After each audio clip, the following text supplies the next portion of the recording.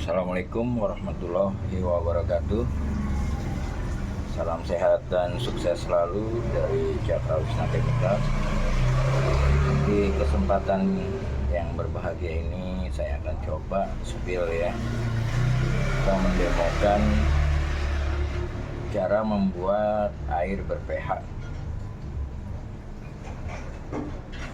Ya, di kesempatan ini saya akan coba membuat air ber-pH 7 dan pH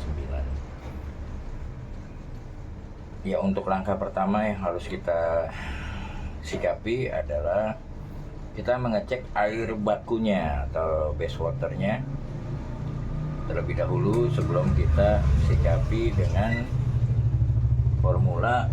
Ya, ini formulanya yang saya kasih nama ini Neo Katalis ya, atau pH booster.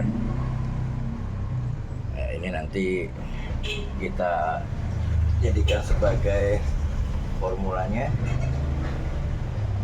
Untuk langkah pertama ya, kita cek dulu air bakunya. Ini air baku yang harus kita gunakan adalah air baku standar konsumsi ya. Maksud saya standar konsumsi ini saya gunakan air PDAM. Air PDAM sebagai air bakunya. Kita cek dulu berapa sih pH-nya air PDAM. Ya, ini air PDAM ya. Sudah saya masukkan ke gelas ukur. Sekarang kita coba cek pH-nya dengan kertas lakmus. Ya, ini kertas lakmusnya yang universal ya. Kita cek berapa pH air PDAM yang kita jadikan air baku untuk pembuatan air pH 7 dan air pH 9.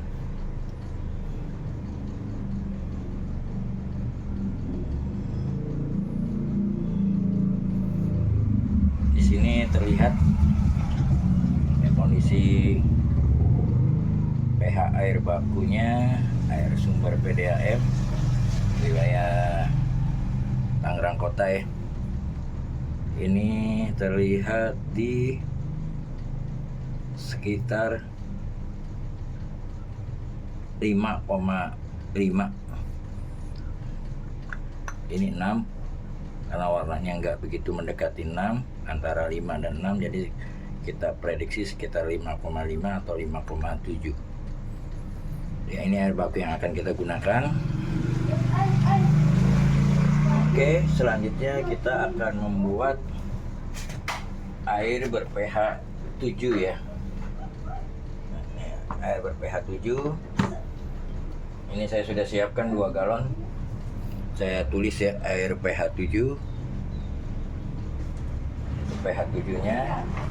Dan ini galon yang air untuk pH 9. Cara menggunakan atau takaran dari Neo Katalis ini untuk air ber-pH 7-nya cukup hanya 1 mili. Ini juga sudah saya siapkan untuk mengambil air pH-nya atau pH boosternya, yaitu suntikan ya. Ini speed dengan ukuran 1 mili. Jadi untuk air pH 7 kita masukkan katalisnya hanya 1 mili. Jadi kita cek awal kalau air bakunya, air yang kita akan gunakan sebagai base waternya ber-pH 5,7 ya, kurang lebih.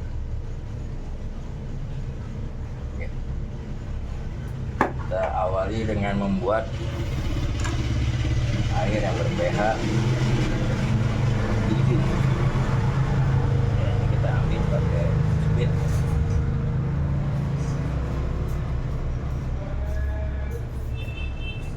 Ini 1 mili ya. Jadi dengan air baku yang ber-pH 5,7 nanti kita akan hasilkan air ber-pH 7. cukup hanya dengan 1 mili neokatalis. Ya, ini kita masukkan. Ini galon kurang lebih untuk sampai di batas ini ya, kurang lebih 16 liter. Jadi takarannya 1 mili itu untuk 16 liter sampai 18 liter. Ini kenapa kita masukkan pH boosternya dulu atau neokatalisnya, supaya pencampurannya secara otomatis dengan kita mengisi air dari keran PDAM, dia akan langsung tercampur.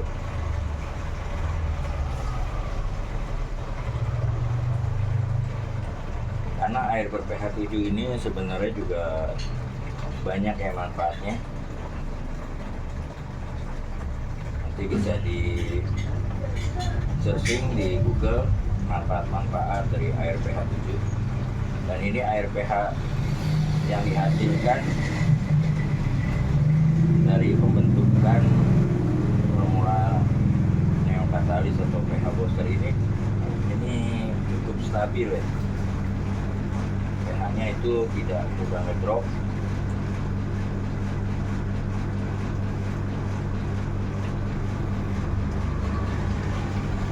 Catatan penting untuk memformulasikan air ber-pH ini dengan formula neokatalis atau pH booster,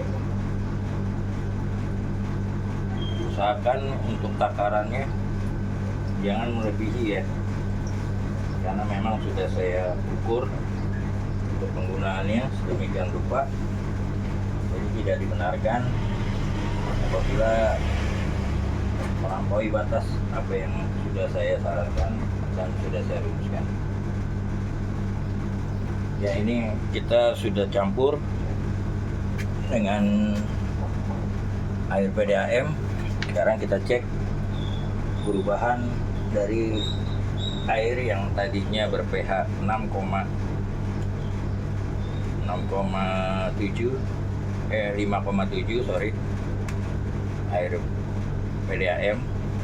Sekarang kita cek setelah kita masukkan 1 mili neokatalis untuk pH booster.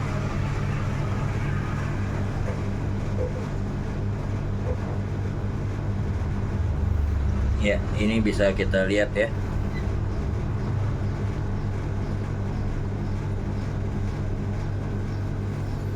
Ini di 7,5 mendekati 8.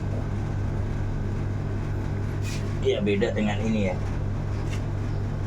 Nah, ini tadi air bakunya hanya di 5,7 kurang lebih. Ya, dengan 1 mili neokatalis atau pH booster kita sudah bisa meningkatkan air ber-pH 5,7 menjadi pH 7.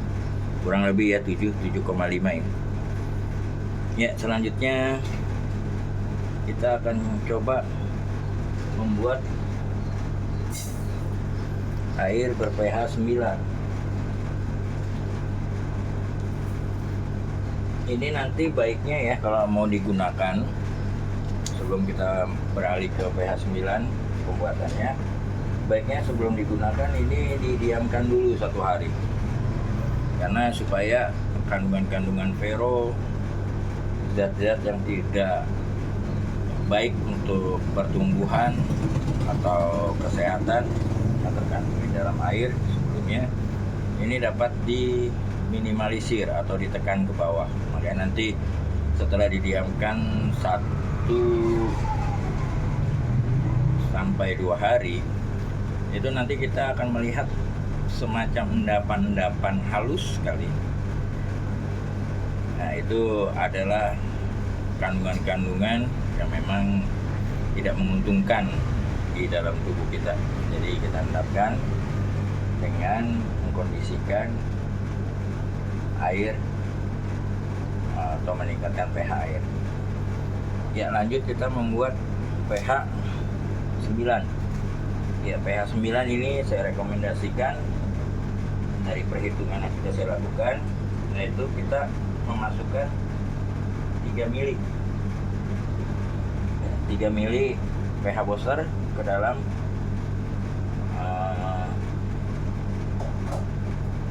galon ya. Ini galon kapasitas kurang lebih 16 sampai ya 18, tapi ini 16 lah kita hitung. Ini 3 mili ya. 1, 2, 3. Kita masukkan 3 mili.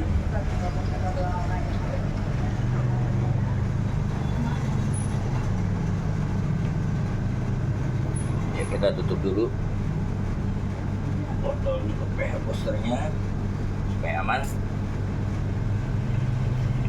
Dan ini tolong dijaga juga ya, pH booster ini sangat iritasi akut, terutama ke mata ya, dan jauhkan dari jangkauan anak-anak, karena ini kalau dalam kondisi konsentrat cukup berbahaya juga.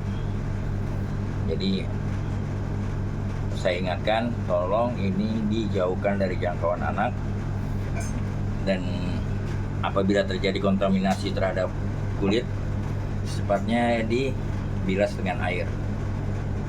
Dan mata tolong dijaga, kalau bisa pada saat penggunaan ini kita gunakan kacamata untuk menjaga hal-hal yang di luar perkiraan kita. Oke, kita lanjut isi. Kita lanjut isi untuk yang sudah kita masukkan 3 mili, sama ya, sumbernya air PDAM. Jadi kita cek bahwa air PDAM ini mempunyai pH kurang lebih 5,7. Jadi memang untuk membuat air pH 9 ataupun 7, air yang akan kita gunakan sebagai base waternya ini harus kita cek terlebih dahulu ya, minimal air layak konsumsi atau pH sekitar di 5,5 sampai di 6 masih oke lah dengan takaran yang saya rekomendasikan. Nah, kita tunggu sampai mendekati penuh ya. Jadi ini cukup jelas gimana cara menyikapi pembuatan air ber-pH 9 maupun pH 7 dengan formula neokatalis atau pH booster.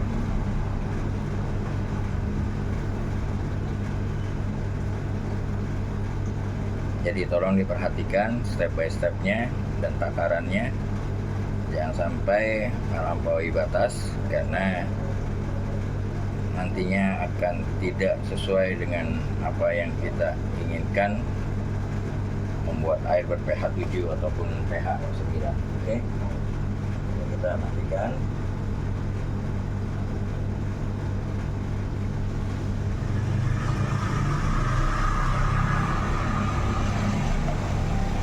Ya, dari air PDAM yang memang tadi base pH-nya 5,7, sekarang kita cek setelah kita masukkan 3 mili pH booster atau neokatalis ya. Kita cek berapa pH yang dihasilkan.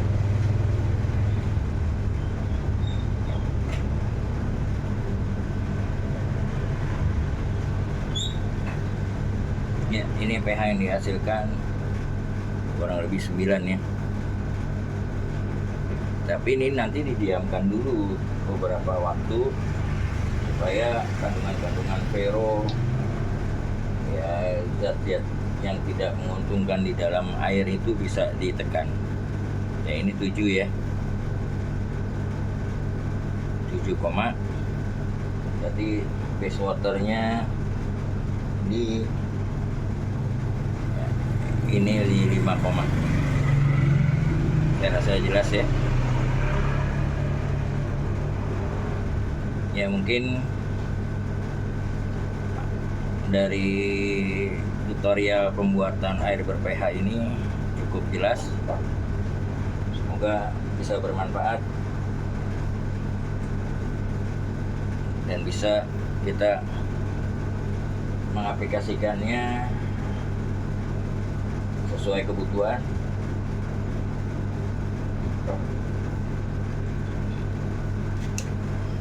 Tetap semangat, salam sehat dan sukses selalu.